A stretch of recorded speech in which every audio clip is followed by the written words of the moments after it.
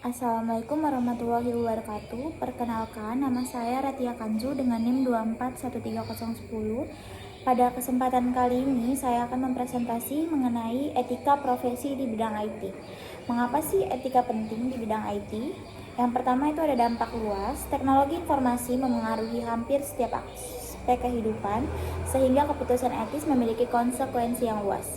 Yang kedua, ada tanggung jawab profesional IT memiliki akses ke data sensitif dan sistem kritis, menuntut tanggung jawab yang besar dalam penanganannya. Yang ketiga, ada kepercayaan publik. Membangun dan menjaga kepercayaan pengguna adalah kunci untuk adopsi dan berkelanjutan teknologi. Yang keempat, ada perkembangan cepat. Inovasi teknologi yang pesat memunculkan tantangan etika baru yang harus diantisipasi dan diatasi. Yang kedua, ada prinsip dasar etika profesi IT.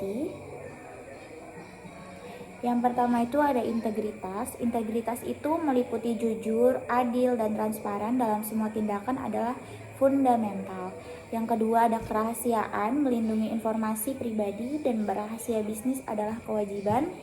Yang ketiga, ada kompetensi, yaitu menjaga dan meningkatkan keahlian profesional secara berkelanjutan adalah penting. Yang keempat, ada tanggung jawab sosial. Profesional IT harus mempertimbangkan dampak teknologi pada masyarakat secara luas. Yang kelima, ada penghormatan. Hak kekayaan intelektual, tidak melanggar hak cipta atau hak paten orang lain adalah prinsip yang harus dipegang teguh. Selanjutnya ada tantangan etika dalam IT. Yang pertama itu ada privasi data. Privasi data meliputi isu seputar pengumpulan, penggunaan, dan perlindungan data pribadi adalah tantangan utama. Keamanan cyber yang kedua, melindungi sistem dari serangan dan penyalahgunaan adalah tugas yang kompleks. Yang ketiga adalah kecerdasan buatan, yaitu AI.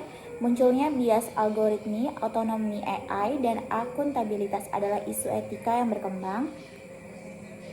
Yang keempat adalah kepemilikan data. Menentukan siapa yang memiliki data yang dihasilkan oleh pengguna atau sistem seringkali menjadi pertanyaan.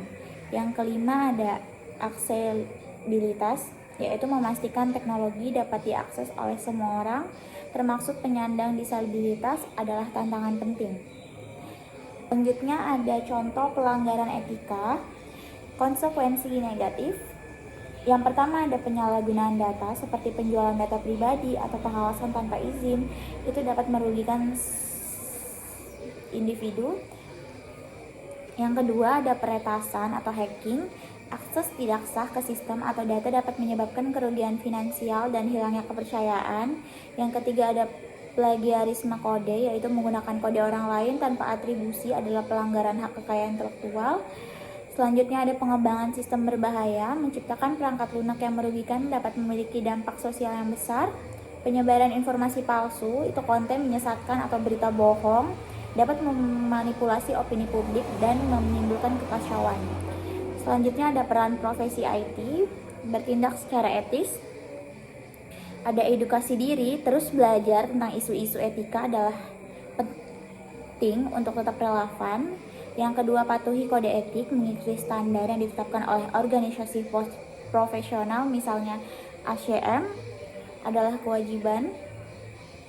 Laporkan pelanggaran, berani melaporkan tindakan tidak etis adalah bentuk integritas. Desain berorientasi etika, membangun sistem dengan mempertimbangkan privasi dan keamanan sejak awal adalah pendekatan proaktif. Transparan, menjelaskan bagaimana teknologi bekerja dan dampak kepada pengguna adalah kunci untuk membangun kepercayaan. Selanjutnya ada kesimpulan, membangun masa depan IT yang bertanggung jawab. Etika profesi adalah fondasi untuk inovasi yang bertanggung jawab. Yang kedua, peran penting setiap profesional IT. Setiap profesional IT itu memiliki peran penting dan menegakkan standar etika. Yang ketiga, ada manfaat maksimal bagi masyarakat. Dengan komitmen terhadap etika, kita dapat memastikan teknologi memberikan manfaat maksimal bagi masyarakat. Demikian presentasi saya mengenai etika profesi di bidang IT. Wassalamualaikum warahmatullahi wabarakatuh.